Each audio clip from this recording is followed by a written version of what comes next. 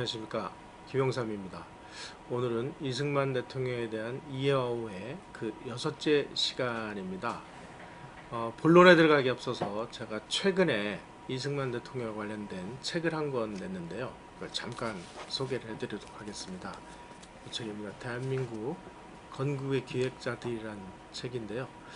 이 책은 대한민국 건국을 도와준 그런 분들을 제가 모아서 그분들이 어떻게 대한민국 건국을 도왔는지를 이제 쓴 책인데, 희한하게도 이 책을 쓰면서 제가 놀란 것은 대한민국의 건국과 관련된 모든 분들이 이승만 대통령하고 직접적인 인연을 맺고 있었습니다. 따라서 대한민국 건국을 정리하는 그런 연구는 결국은 이승만 대통령의 인맥 연구하고 거의 동일한 이런 상황입니다. 그래서 뜨신 분들 있으면 한번 그 일독을 권해드리고 싶고요. 특히 이게 이제 대한민국 정체성 총서의 마지막 권으로 나왔는데요. 100년 동안이라는 데서 나온 이 대한민국 정체성 총서 30권을 구매하시는 분들은 옆에 있는 이승만 대통령 동상을 아마 기증을 한다고 합니다. 굉장히 유명하신 분이 만든 역작이고, 그래서 이승만 대통령을 연구하시거나 관심 있는 분들에게는 굉장한 선물이 되지 않을까 싶습니다. 오늘은 본론으로 이제 돌아가도록 하겠습니다. 이승만 대통령은 친일 청산도 안 했고 친일파를 비호를 했다 하는 그런 비난을 받고 있습니다. 그런데 과연 이게 사실일까요? 우리는 그 비난에 앞서서 우리가 처해 있는 현실, 우리는 어떤 상황에 놓여 있는지를 역사를 통해서 우리는 들여다볼 필요가 있습니다. 서울 광화문 한복판에 세종대왕 동상이 서 있습니다. 저는 이 동상을 볼 때마다 왜 이 동상이 여기 서 있을까와 함께 책을 읽고 있는 이런 모습에 저는 주목을 하게 됩니다. 제가 한 40개국 해외를 돌아다니면서 그 나라의 가장 상징거리에 서 있는 동상들을 유심히 지켜봤는데요. 유럽이라든지 뭐 가난한 나라 어디를 가든 그 나라의 그 위대한 인물, 그 나라의 국민들이 가장 추앙하는, 존경하는 인물들은 거의 대부분이 말을 타고 칼이나 창이나 활을 들고 있는 이런 모습으로 만들어져 있습니다. 우리나라만 유독 세종임금께서 책을 읽고 있는 모습을 동상으로 만들었습니다. 이것이야말로 우리나라가 문민 통치의 전형이다, 이것을 보여주는 상징이라고 저는 생각을 합니다. 조선시대 500년 동안 우리는 붓을 든 문인들이 칼을 든 무인들을 찍어 누르고 권력을 행사한, 정말 지구상에서 유일무이한 그런 나라입니다. 뭐 문치가 좋으냐 무치가 좋으냐 이런 논란을 떠나서 우리는 문치를 통해서 많은 도움을 받았습니다. 예를 들자면 뭐 조선왕조실록 같은 기록문화를 받았고, 그리고 오늘날 이 뜨거운 교육열, 이런 것들은 다 문치가 가져온 위대한 유산입니다. 반면에 우리는 문치를 택함으로 인해서 또 많은 것을 잃었습니다. 우선 자생적 근대화에 실패를 했다는 점을 지적할 수 있습니다. 지금 보시는 저 그림이 몇 년 전에 그 중앙방문에서 했던 산업공상의 나라 조선을 상징하는 그런 그림입니다. 양반이 딱 누워가지고 담배 피고 술 마시고 이놈들 열심히 일 안 하는지 안 하는지 감시하는 이런 시스템. 조선의 산업이라고는 농업밖에 없기 때문에 1950년 20세기 중반까지 우리는 농업에 의존하다 보니까 그야말로 전 국민이 쌀밥이라도 정말 배 터지게 한번 먹어보자 하는 게 소원인 이런 나라가 됐었습니다. 산업공상의 이런 엄격한 신분구조. 그런데 반면에 이웃나라 일본은 어땠을까요? 일본은 희한하게도 기술자를 상당히 예우를 했습니다. 비근한 예를 제가 말씀을 드릴게요. 임진왜란 때 조선을 쳐들어온 일본군이 수많은 포로들을 잡아갔는데 그 포로 중에 거의 대다수가 도자기를 만드는 도공이었습니다. 그 당시에 도자기 기술은 그야말로 당대 최첨단 과학이 집중되어 있는 결정체라고 할 수 있죠. 그런데 조선에서는 산업공상의 신분구조에서 가장 하층민으로 천대받던 이 도자기 기술자들이 일본에 건너가서는 정말 그 장인으로서 극진한 예우를 받았습니다. 모든 부역이라든지 이런 거 다 면제당하고 자기가 가진 재주를 가지고 세계 최고의 도자기만 만들어라. 이것이 일본 사람들의 지상 명령이었습니다. 그래서 오늘날 세계를 대표하는 아리따 약기, 사스마 약기 이런 것들은 전부 임진왜란 때 포로로 끌려간 조선 사람들이 만든 겁니다. 그런데 1600년대 초기에 우리나라에 그 네덜란드 사람들이 표류해 오기 시작합니다. 예를 들면 벨테브레라든지 하멜이라든지 이런 사람들이 표류해 오는데 이거는 그 당시에 일본 도자기가 훌륭하다고 유럽까지 소문이 나서 일본에 있는 도자기를 비싼 값을 주고 사기 위해서 네덜란드 동인도 회사 선박들이 무시로 일본을 드나들었기 때문입니다. 그 중에 일부가 제주도 근해를 지나가다가 풍랑을 만나서 난파를 해서 한국으로 표류해온 사람들이 하멜이고 벨테브레입니다. 일본은 이처럼 유럽에다가 어마어마한 도자기를 비싼 값에 팔아서 그때 만든 그 돈으로 근대화를 추진했습니다.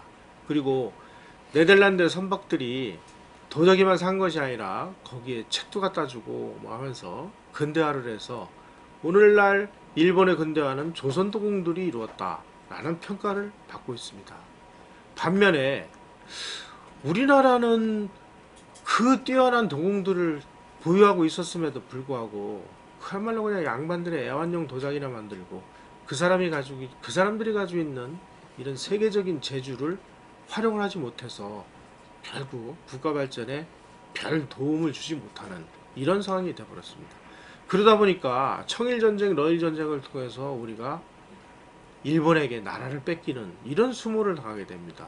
지금 보시는 이 컷이야말로 청일전쟁, 러일전쟁이 벌어지던 그 무렵에 외신들이 동북아 상황을 전하는 이런 건데요. 청나라, 그 다음에 일본군들이 조선을 짓밟는 모습, 그리고 저 뒤에서 러시아가 호시탐탐 노리고 있는 이런 모습이 그 당시 외신에 의해서 전해졌습니다. 20세기 초반에 우리나라의 제철 산업의 수준이 이랬습니다. 그냥 농기구 정도나 만드는 이런 수준이었다면 일본은 어땠을까요? 일본은 1920년대에서 30년대 사이에 지금 보시는 저 사진이 즈이가쿠라는 항공모함인데요. 저런 항공모함을 만들어서 미국, 영국과 전쟁을 한 나라가 일본입니다. 우리가 나라를 뺏긴 것은 이완용이나 이런 을사오적이 나라를 팔아먹어서 나라를 뺏긴 게 아니고 우리의 생명과 재산을 지킬 수 있는 국력 그리고 군사력 이것이 없었기 때문입니다. 이런 군사력과 국력의 차이가 결국은 우리가 1910년에 나라를 일본에 뺏기는 이런 상황이 됩니다.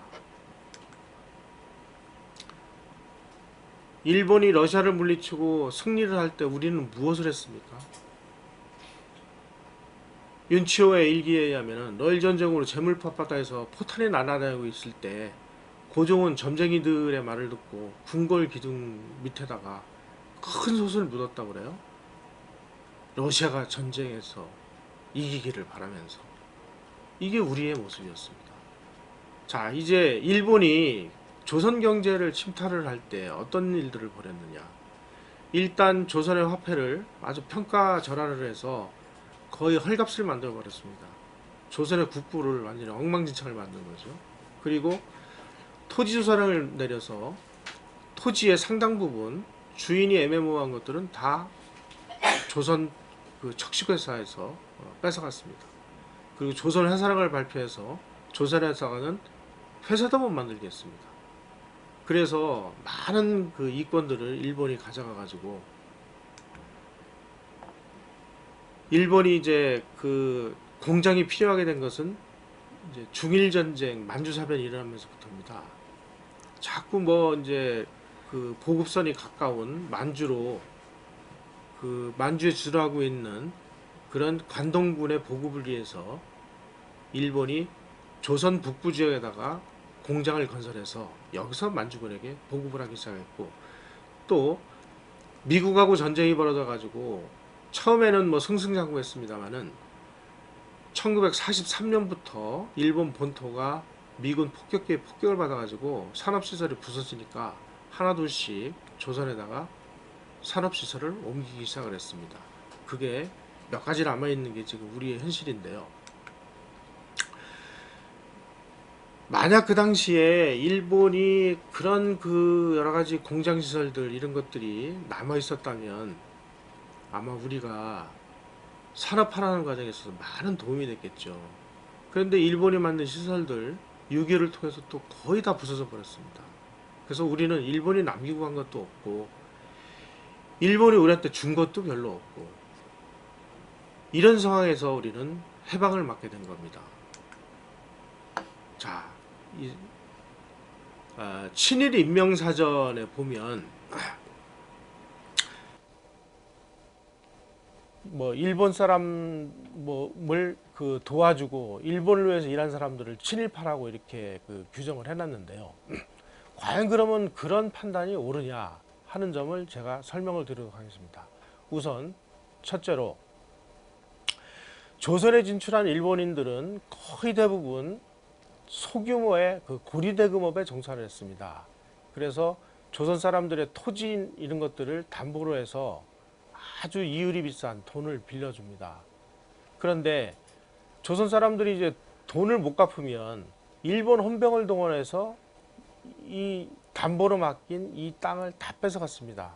그래서 일본에서 건너온 일본 사람들, 조선에 살면서 아주 손쉽게 토지를 취득을 했습니다. 그래서 지주가 된 거죠. 일본 사람들이 가지고 있는 토지를 조선인들에게 소작을 주면서 거의 60%에 가까운 고율의 소작료를 책정을 했습니다.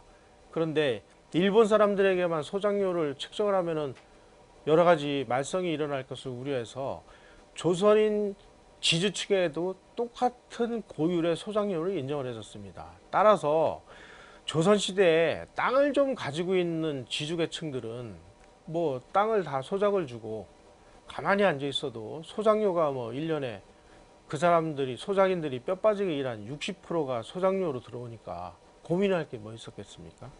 이런 식으로 조선을 그야말로 분할 통치를 한 거죠. 양반 지주계층들은 예우를 해주고 일반 소작인 백성들은 그야말로 개돼지처럼 부려먹는 이런 그 분할 통치 방식을 진행을 한 겁니다. 자, 그렇다면 땅 좀 있는 양반 지주계층들이야 뭐 열심히 살고 뭐 어떻게 하든 뭐 소작료가 들어오니까 고민할 것도 없습니다만은, 그야말로 땅떼기 하나 없는 데서 그런 가정에서 태어난 똑똑한 사람이라면 어땠을까요? 일제시대에 똑똑한 사람들이 갈 수 있었던 길은 그야말로 뭐 공부 열심히 해서 고등문관 시험에 합격을 해서 관리가 돼서 조선 총독부에 근무를 하거나 아니면 뭐 군수가 되거나 뭐 이런 정도였겠죠. 그리고 또 사법시험에 합격을 해서 뭐 판검사가 되거나, 그리고 일본군에 입대를 해서 일본군을 위한 군인이 되거나 또 일부 교사가 되거나 하는 거 외에 무슨 방법이 있었겠습니까? 그런데 친일 인명사전에 의하면은 이렇게 그야말로 조선의 그 조선 사람들이 갈 수 있는 유일한 길이었던 뭐 고등문관 시험에서 합격을 해서 뭐 군수가 된 사람 다 친일파로 되어 있습니다. 육군의 경우, 일본 육군의 경우 입대해서 소위 이상을 한 사람들 다 친일파 명단에 들어가 있습니다. 과연 이런 친일파라는 규정이 이게 옳은 것이냐? 하는 점들을 우리는 좀 냉정하게 바라봐야 될 것 같습니다. 또 한 가지, 이제 일제시대에 그 기업을 했던 사람들 나중에 그 해방이 된 이후에 그 반민특위에 끌려가서 아주 고난을 당하게 됩니다. 그 중에 1번이 박흥식 씨고 2번이 김현수 씨입니다. 그런데 과연 그분들이 어떤 일을 했기에 친일파 1, 2호로 체포를 당했을까요? 제가 그 부분을 설명을 드리겠습니다. 박흥식 씨는 조선비행기공업이라는 회사를 만들어서 일제에 비행기를 만드는데 협조했다 해서 반민특위에 체포가 됐습니다. 그런데 박흥식 씨가 비행기 공업을 하고 싶어서 한 게 아니라 1944년에 조선군 사령부의 명령으로 시작을 했습니다. 그래서 경기도 안양에다가 조선 비행기 공업 공장을 건설하고, 그리고 회사 설립을 등기를 하는데 그 당시에 조선 비행기 공업의 직원으로 채용이 되면 일제의 징용이나 징병으로 끌려가는 것이 면제됐습니다. 왜냐하면 조선 비행기 공업도 이렇게 군수물자를 생산하는 그런 데였기 때문이죠. 박흥식 씨는 회사 설립 등기를 하기도 전에 2,800명을 직원으로 긴급 채용을 합니다. 왜? 이 사람들 끌려가면 다 일제시대 때 이제 전쟁 말기에 총알바지로 아마 죽거나 이럴 수 있는 위험에 처해 있었기 때문이죠. 그래서 2,800명을 뽑을 때 누구를 뽑았느냐? 기록에 의하면 애국선열의 후손이나 독립운동자 가족, 그리고 유력자 자제들을 대거 직원으로 채용을 해서 이 사람들이 징용이나 징병으로 끌려가서 총알바지가 돼서 죽는 것을 막았습니다. 또 직원 300명을 뽑아가지고 일본 나고야와 만주 봉천에 있는 비행기 제작사에 기술 습득을 위해서 보냈습니다. 여기서 우리가 한번 생각을 해보죠. 이때 우리가 기술 습득을 제대로 해가지고 와서 이 사람들이 우리나라에 그 기술을 전수했다면 우리나라는 산업화 과정에서 엄청난 도움이 됐을 겁니다. 그런데 그렇게 기술자를 뽑아가지고 보낸 지 얼마 후에 일본군이 항복을 해서 결국은 뭐 별로 배우지도 못하고 돌아오는 그런 상황이 되죠. 화면 한번 다시 보여주십시오. 자, 그 다음에 이제 우리가 주목할 점은 바로 이겁니다. 그 당시에 1944년이면 그야말로 모든 물자가 귀했고, 특히 이런 고급 그 비행기를 만드는 그런 가공시설이라든지, 그 다음에 비행기를 제작하기 위해서 필요한 여러 가지 그 최고급 기자재나 이런 것들을 구하기도 힘들 때입니다. 비행기를 만들어야 되니까 일본군의 지상명령에 의해서 박흥식 씨가 상하이 주둔 일본군 사령관의 도움을 받아서 당시 시가 6억 원어치 1,400대의 비행기를 만들 수 있는 정밀 가공 기계를 대량으로 구입을 해서 안양에다 설치를 했습니다. 그리고 차일피일 시간을 끌고, 그 다음에 여러 가지 뭐 물자라든지 이런 게 뭐 보급도 안 되고 그래서 박흥식 씨는 해방이 될 때까지 조선 비행기 공업에서 비행기를 단 한 대도 만들어서 일본군에게 납품을 하지 못했습니다. 이 상황에서 전쟁이 끝나버린 겁니다. 정말 안타까운 거는 그때 박흥식 씨가 만들어 놓은 그 조선 비행기 공업, 그 안에 들어있던 가만히 비행기를 가공할 수 있는 최신의 기계와 자재와 기술자들이 그 이후에 다 사라져버렸다는 겁니다. 저는 이 부분이 정말 좀 아깝기도 하고, 화면 한번 켜주시죠. 박흥식 씨가 그 부분에 대해서 좀 통탄을 하면서 한 얘기가 있습니다. 비행기를 생산할 수 있을 만큼 완비된 공장이 신생조국을 위해 얼마나 도움이 될 수 있었을 것이냐를 생각할 때 나는 참으로 슬프고 안타까운 심정을 가눌 길이 없다. 그 이후에 기계시설만이라도 다시 모아보려고 백방으로 손을 써보았지만 이미 산지사방으로 조각조각 흩어져 버린 그 기계들을 다시 모으지 못하고 말았다. 이게 무슨 뜻이냐? 해방 후에 조선 비행기 공업이 일제시대 일본을 위해서 비행기를 만들던 그런 공장이라고 해서 반민족 공장으로 낙인이 찍혀서 그 전평이라고 하는 좌익 세력들이 주동이 돼가지고 다 폐거를 시켜버렸습니다. 그리고 그 동네 살려 있는 주민들이 그 공장에 들어가서 그 기계를 다 두들겨 부셔가지고 그거를 뜯어다가 고철로 다 팔아먹은 거예요. 만에 하나 그 당시에 정말 비행기를 만들 수 있는 그런 정밀 가공 시설들이 저런 식으로 파괴되지 않고 해방조국에 그야말로 남아 있었다면 대한민국의 산업 발전에 얼마나 큰 도움이 될 수 있었겠습니까? 그런데 우리는 박흥식 씨를 조선 비행기공을 통해서 일제 그 협조했다는 그 명목으로 반민특위에 체포해서 그 사람의 단죄를 하려고 했었습니다. 이게 오늘날 우리에게는 친일파에 대한 단죄입니다. 또 한 분 우리가 눈여겨볼 분이 있습니다. 경성방직을 운영하던 김현수 씨입니다.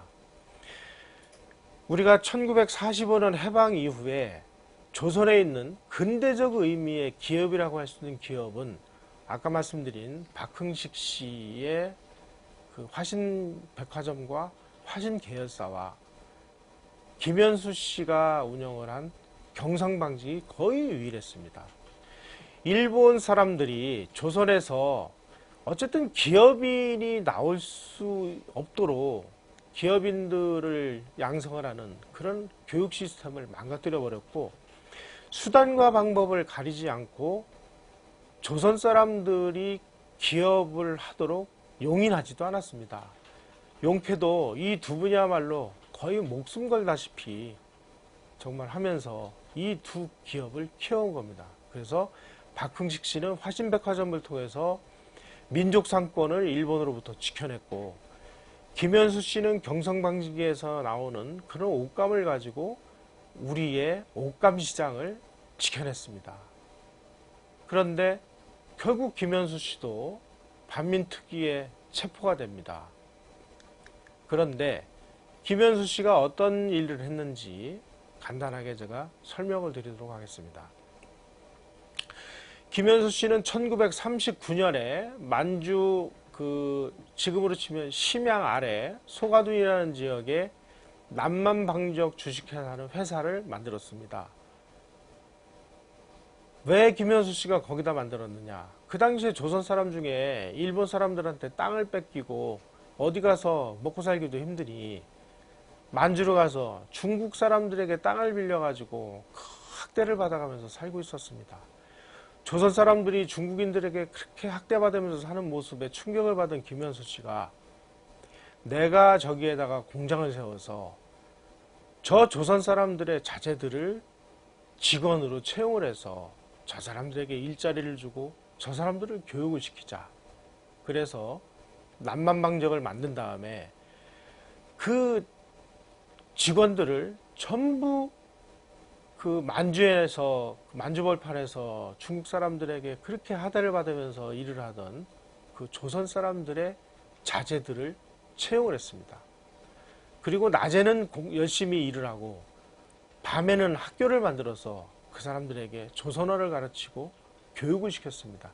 이게 나중에 1960년대 이후에 산업체 병설학교의 시초가 됩니다. 또한 이 사람은 그 당시에 의료보험을 실시를 해서 남만방적 주식회사에 다니는 모든 직원들에게 의료보험 혜택을 주었습니다. 이런 식으로 선진적인 기업을 운영했습니다.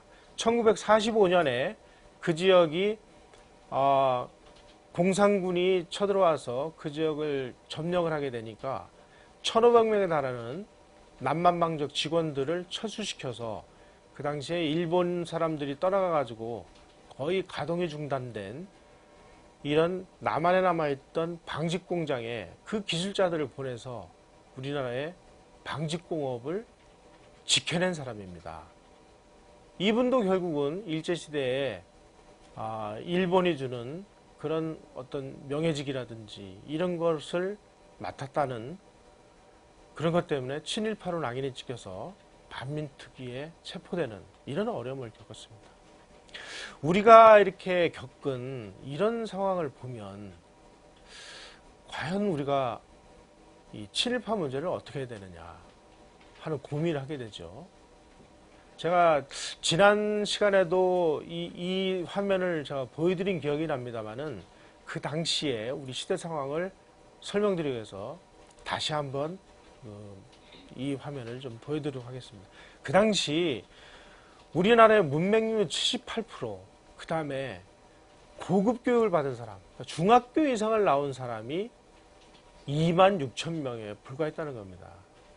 인구 2천만에 고등교육을 받은 사람이 2만 6천 명에 불과했으니 나라 하나를 우리가 운영하는 데 있어서 얼마나 많은 고급 인재가 필요합니까?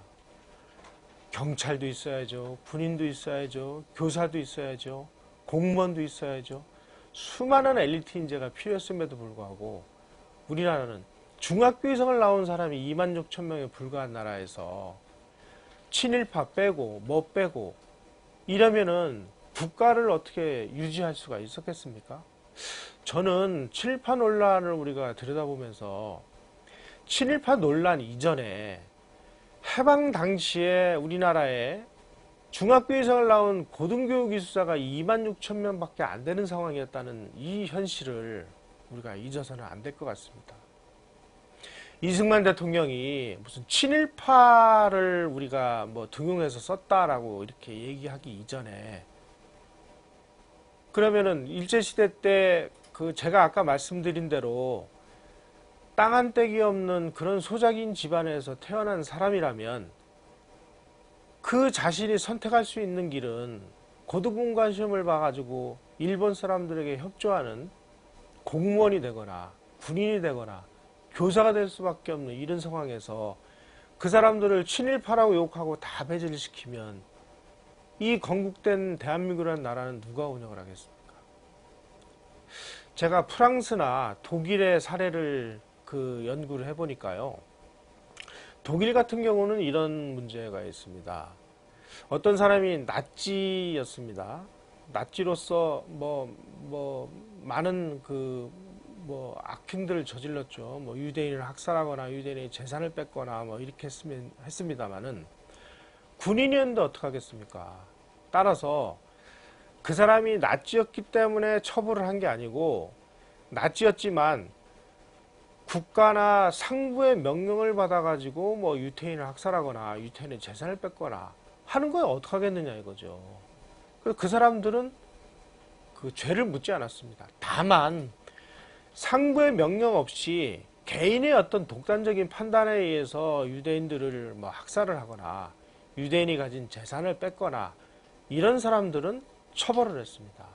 따라서 우리가 식민지 36년 동안 단지 그 사람이 어떤 직위에 있었다는 걸 가지고 그 사람을 처벌을 하고 그 사람을 친일파로 배제하는 것은 이것은 올바른 사고방식이 아니라고 생각을 합니다.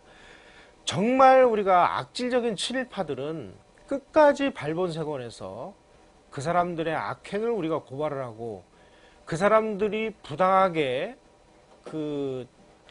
만든 재산 이런 것들을 우리가 다 환수를 할 필요가 있습니다만은 이런 식으로 그야말로 선의의 사람들까지 친일파로 낙인을 찍어가지고 이 사람들을 우리의 국가 운영하는데 배제를 했다면 과연 우리가 오늘과 같은 이 산업화 근대화를 짧은 시간 내에 이룰 수 있었을까요? 우리가 북한에서 농지개혁을, 토지개혁을 당해가지고 수많은 지주계급, 그 다음에 기독교인, 그리고 잘 훈련된 지식인들이 쫓겨났습니다. 그 사람들 다 친일파라는 낙인이 찍혀서 남한으로 할 수 없이 월남을 하지 않을 수 없었습니다. 북한이 얘기하는 친일파라는 것은 무엇이냐? 그 사람들은 자기네들의 공산화 혁명의 걸림돌이 되는 사람들은 모두 다 친일파라는 낙인을 찍어서 추방을 했습니다. 우리나라에서 친일파 논란이 해방 이후에 가장 먼저 튀어나온 계기는 이승만과 박헌영이 회담을 해서 박헌영이가 조선인민공화국의 당수를 맡아달라고 이승만 대통령이 이승만에게 권유를 했는데 이승만이 그것을 거절을 합니다. 그리고 나자 박헌영이 이승만을 친일파 집단이라고 공격을 하기 시작을 합니다. 거기에 이승만은 공산주의는 콜레라 같아서 저놈들하고는 도저히 같이 살 수 없다라는 선언을 합니다. 따라서 우리가 해방 이후의 상황을 보면 친일파의 논란은 공산주의자들이 그야말로 진정한 민족주의자들을 공격하기 위한 하나의 수단이었지, 그 시대에서 친일파를 골라내가지고 모든 사람들을 그야말로 망신을 주기 위한 이런 식의 친일파 논란은 아니었다는 겁니다. 다시 한번 말씀드립니다만은 우리가 정말 악질 친일파 이런 사람들은 끝까지 우리가 발본석원에서 찾아내고 그 사람들이 어떤 악행을 저질렀는지 하는 것을 역사에 밝혀서 다시는 그런 일이 반복되지 않도록 해야 될 책임이 있습니다. 그리고 그와 더불어 정말 대한민국을 독립시키고 이 나라의 그 독립을 위해서 싸운 독립운동가들을 친일파에 대해서 욕을 하는 만큼 정말 우리가 노력을 해서 그분들이 어떤 과정을 거쳐서 독립운동을 했고 이분은 어떤 활동을 했고 왜 이분들에게는 예우를 안 하는지, 이런 부분들을 밝혀내서 친일파 문제를 정상궤도에 올려놓는 것이야말로 우리나라를 건강하게 만드는 길이라고 생각을 합니다. 오늘은 이것으로 제 강의를 마치도록 하겠습니다. 감사합니다.